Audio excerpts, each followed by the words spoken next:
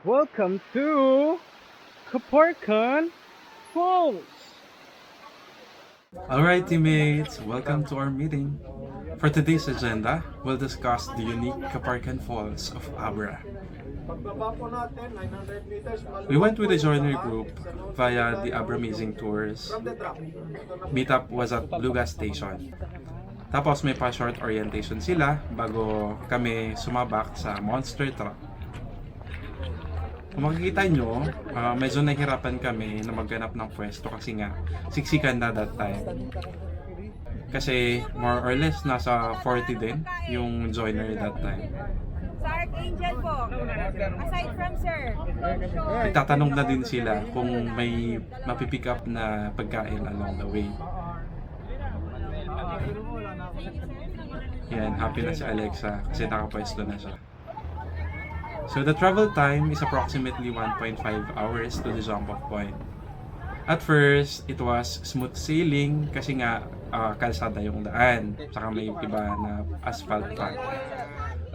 Pero the last half was a bit bumpy kasi rough road na.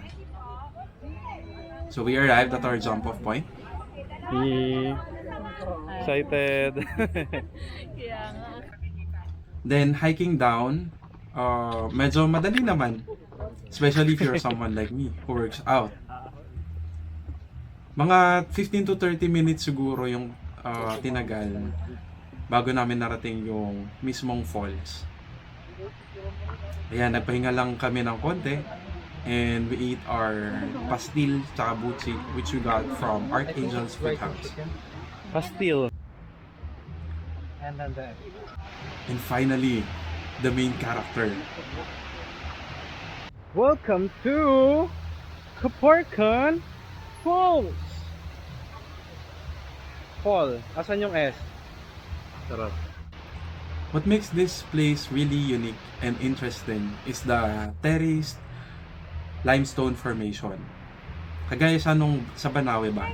Pero instead na palayan, tubig yung umaagos. Say hi! The falls comes alive during the rainy season, starting from August to December. That's when the water spreads evenly across the terraces. Wide, powerful, and absolutely stunning. For my travel guide, check the description below.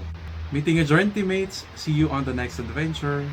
Like and subscribe to my channel.